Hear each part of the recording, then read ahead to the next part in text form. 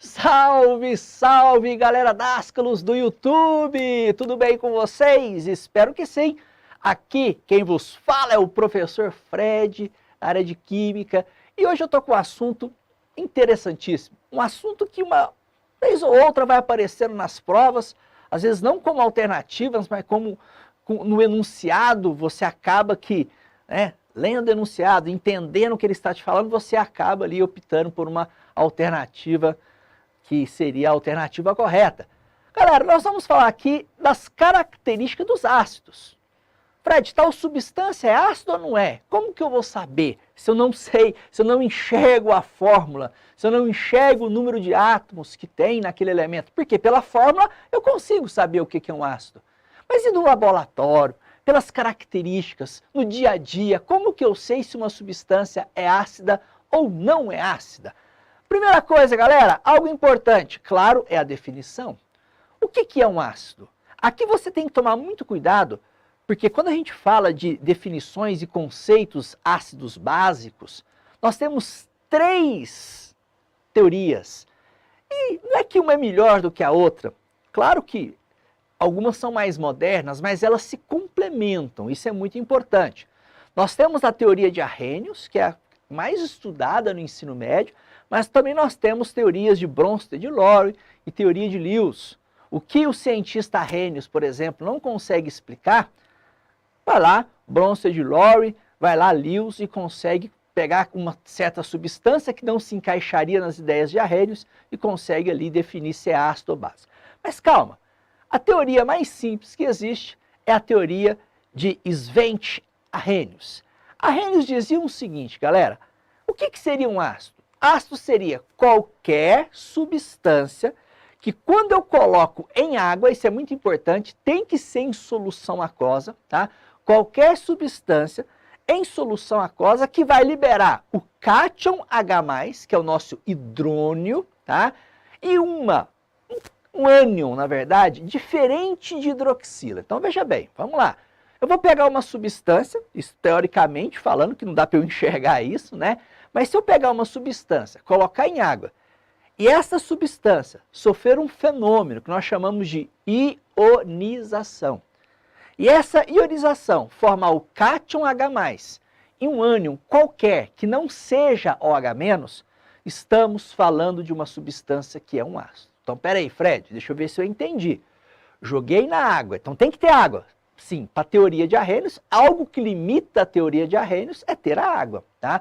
Bronsted e Lowry eu já não preciso desse meio aquoso, Lewis eu já não preciso desse meio aquoso. Mas enfim, segundo Arrhenius, peguei uma substância, para ser ácido, tem que colocar na água para eu analisar. Colocou na água, se for um ácido vai sofrer ionização. E essa ionização, gente, vai formar H+. Tem que ter H+ para ser ácido, não tem outro jeito. Mas também, galera, não pode ter OH-, tá? Tem que formar um ânion, que é um íon negativo, diferente da hidroxila, porque senão a água seria classificada aqui também como um ácido, tá certo? Então, esta é a definição de Arrhenius. Fred, beleza. Eu sei que lá que tem um macete, que você olha para a substância, se ela começar com hidrogênio, se tiver hidrogênio do lado esquerdo da fórmula, eu já posso pensar que tem grande chance de ser um ácido, você vai acostumar com os ácidos que você vai estudar, mas isso é algo totalmente informal. A definição exata é essa aqui. Então, um exemplo que está aparecendo aí na sua tela é o HCl, nosso famoso ácido clorídrico, que na verdade, galera, quando ele não está colocado em água, ele não se chama ácido clorídrico. Para ser um ácido tem que colocar em água, ele se chama cloreto de hidrogênio. Então tá aí o HCl. Joguei em água, aí sim, agora ele é o ácido clorídrico, porque eu preciso da água para que aconteça a nossa famosa ionização. Perceba que não existe H+ e Cl-. Eles são formados quando eu coloco em água, porque a água ajuda a quebrar essa ligação covalente que existe entre hidrogênio e cloro, beleza? Fred, tá bom, beleza. Já sei, você já falou de teoria, definição tá aí, tá, mas e aí, o tete a tete, no dia a dia? Como que eu faço para pegar uma substância e saber, será que isso aqui é um ácido? Será que isso aqui é uma base? Como que eu faço? Galera, existem características. E as características dos ácidos que você precisa saber são essas aqui. Primeiro, os ácidos são azedos. Pô, preste atenção. Não quer dizer que você vai estar lá no laboratório, deixa eu ver se isso aqui é um ácido, vai colocar na boca. Ai, o Fred falou que ácido é azedo, deixa eu ver. Pelo amor de Deus, gente. Não se coloca nada na boca em um laboratório. Então, essa é uma característica que você não vai usar jamais em um laboratório. Mas no dia a dia você sabe, poxa, eu tomei alguma coisa, tem um sabor azedo, pô, tem um ácido aí. Eu posso saber até, não saber qual é o ácido, mas que tem um ácido aí, eu tenho certeza. Então você pega lá as frutas cítricas, são todas azedas, por causa do ácido cítrico, né? O ácido cítrico. Então, pô, tinha um chiclete aí que você colocava na boca, até doía a boca de tão azedo que era, né? Então, porque tem uma quantidade muito grande de ácido. Então, os ácidos são azedos. Ô Fred, então se eu comer alguma coisa e não for azedo, então eu posso falar que não tem ácido, certo? Errado. Porque pode ter outras substâncias misturadas que mascaram o sabor e você não consegue sentir esse azedo. Você nunca ouviu falar que para tirar a acidez de um molho de tomate coloca açúcar? Né?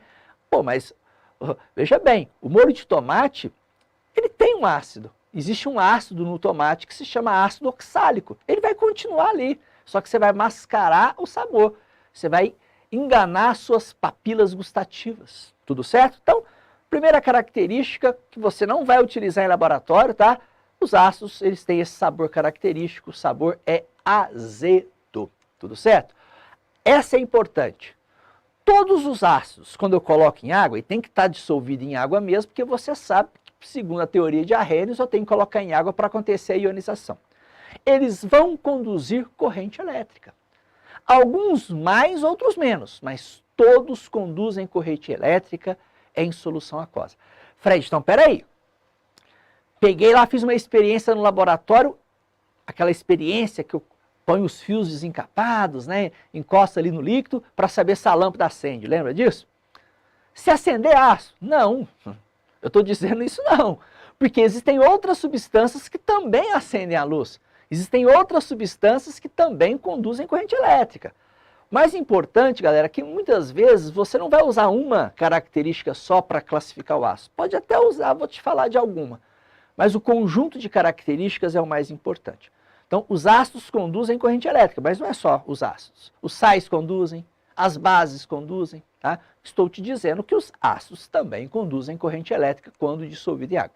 Aqueles que são mais fortes conduzem mais. Aqueles que são mais fracos conduzem menos. Dá uma diferença no brilho da lâmpada. Tudo bem, agora o pH, poxa, aí sim é aquela característica top, hein? pH, potencial hidrogeniônico. Nós temos uma escala de pH que vai de 0 a 14, a uma temperatura de 25 graus Celsius. Se o pH for menor que 7, pronto. Está diagnosticado, é um ácido, não tem o que fazer. Tá? Então você tem ali uma substância ácida. Fred, mas espera aí, como que eu meço o pH? É com os indicadores ácido básico, é isso? Galera, indicador ácido básico se usa, mas nem tanto, tá? Porque cada indicador ácido básico tem um ponto de viragem, existe um aparelhinho que se chama pHmetro, esse é top no laboratório. Vai lá, é uma canetinha, galera, encostou, vai te dar o digitalzinho ali, qual que é o pH. Ainda corrige com a temperatura. Pô, aí sim, né? Aí você vai ter ali, pH menor que 7, você pode fechar que a substância é ácida. Lembra? Menor que 7 ácido, igual a 7 neutro, acima de 7 alcalino, tá bom? Então, pH menor que 7, todo ácido tem. Galera, cuidado, muitos ácidos são tóxicos e corrosivos. Todos? Não, tá? Muitos não são, tem alguns que você até usa na alimentação. Vou lembrar com você agora mesmo, mas muitos são tóxicos ou corrosivos. Os ácidos que são fortes, se ele cair na sua pele, você vai ter corrosão. Muitos ácidos são carentes de água, começam a puxar a água da sua célula. Isso pode provocar queimaduras aí até de 3º grau. E alguns, gente, são tóxicos. Significa que se você ingerir, você pode ter algum problema. Existe um ácido que é muito tóxico, vamos dizer, é um veneno poderoso, que é o ácido cianídrico, né? Uma pequena quantidade pode matar uma pessoa, tá? Então, sim, quando você às vezes, eu sei que muita gente fala de ácido, pensa numa caveirinha, né, que vai estar lá no frasco. Não é bem sempre assim, mas nós temos, óbvio, que tomar cuidado. Tudo certo? Galera, outra característica importante dos ácidos é você entender que às vezes você vai usar ele na sua alimentação. Você tem aí no limão, na acerola, na laranja. Pô, gente, você usa para temperar a salada o vinagre, que é uma solução de ácido acético. Óbvio que esses ácidos são fracos, não são tóxicos, né? Então, esse aí tudo certo. E pode perceber que todos esses aí dá para você provar o sabor, hein? Esse aí dá para você confirmar. Opa, vinagre azedo. Pô, então tem um ácido aí, tá?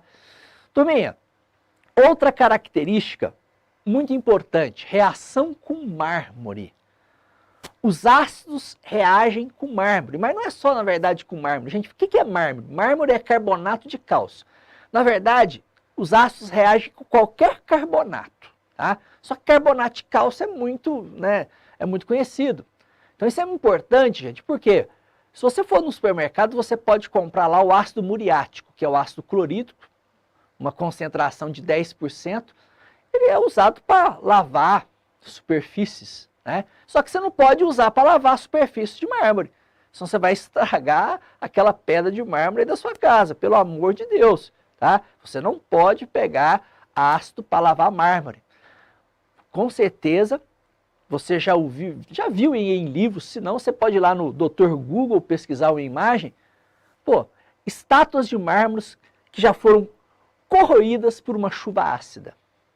Então, por isso que as chuvas ácidas estragam estátuas de mármore.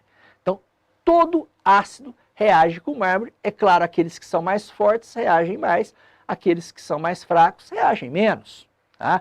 Isso aqui é importante porque a força dos ácidos, eles com certeza vão interferir diretamente nessas características, tudo certo? Interessante, galera, que quando um ácido entra em contato com o mármore, você vai ver algumas bolinhas saindo do mármore. É uma reação, e essa reação forma CO2, tá? Aquele gás que sai do mármore, aquelas bolinhas, seria o gás carbônico, beleza? Outra situação que muita gente guarda é que os ácidos, quando são colocados no indicador ácido básico, chamado fenolftaleína, eles permanecem incolores. Essa é uma característica que a gente tem que tomar cuidado, é verdade, mas não quer dizer que tudo que você pinga a fenolftaleína continua incolor é ácido, não, porque o meio neutro também é incolor na fenolftaleína. O ponto de viragem da fenolftaleína é acima de 8. A gente tem que tomar muito cuidado com esses indicadores ácido-base. O melhor é você ir lá, pegar o pH-ômetro, colocar lá, aí sim você vai ver o pH corretamente. Turminha, espero que essa dica de hoje tenha sido interessante. Saber as características dos ácidos, ela é imprescindível para a sua prova, para você mandar bem numa prova de química, ok? Então não se esqueça, cara, gostou do vídeo? Aí, curta o vídeo, o que custa? Pô, curtiu o vídeo? Vai lá, se inscreva no nosso canal, que tem um tanto de vídeo bacana para você mandar bem aí nas suas provas, ok? Um abraço!